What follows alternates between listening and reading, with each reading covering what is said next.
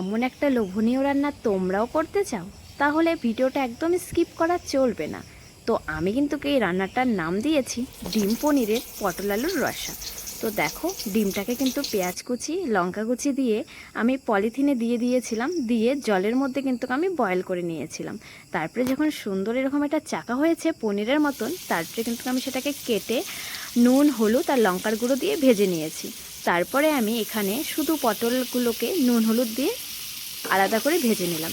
তারপরে আমি এখানে দিয়ে দিলাম আবার তেল, আর দিয়েছি ফোড়নে সাদা জিরে আর কাঁচা লঙ্কা। ফোড়নে দিয়ে কিন্তু অল্প আলু নিয়ে নিয়েছিলাম, আলুটাকে ভেজে নিলাম। ভাজা যখন হয়ে গেছে, তারপরে যে পেস্ট করা মশলা আছে জিরে আদা রসুন পেঁয়াজ, সেই পেস্ট করা মশলাটা দিয়ে দিলাম, দিয়ে একটু নুন আর একটু হলুদ দিয়ে দিলাম, দিয়ে খুব ভালো করে আমি এবার ভেজে নিচ্ছি। তো আমি এখানে অল্প তেলে রান্নাটা করছি, যেহেতু আমার বাবার তেল খাওয়া বারণ আছে, তাই আমি অল্প তেলে রান্না করছি।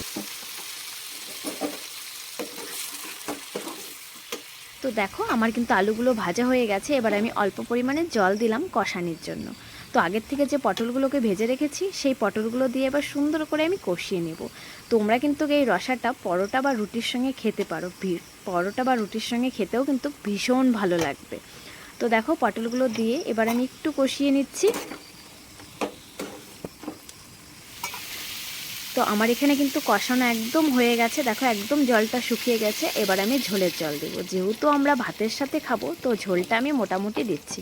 তোমরা যখন রুটির সঙ্গে খাবে তখন একটু মাপ মতন ঝোলটা দিয়ে দেবে, আর রুটির সঙ্গে যখন খাবে তখন কিন্তু একটু চিনিও দিতে পারো, তাতে একটু মিষ্টি মিষ্টি হবে আর তাতে খেতে কিন্তু ভীষণ ভালো লাগবে। তো দেখো, আমার কিন্তু এখানে ঝোলটাও ফুটে এসেছে।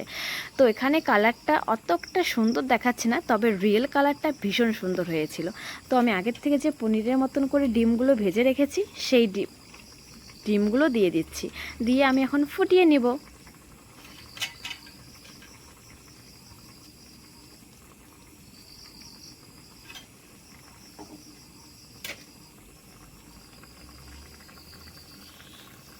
তো আমার কিন্তু এখানে ঝোলটা একদম ফুটে এসেছে।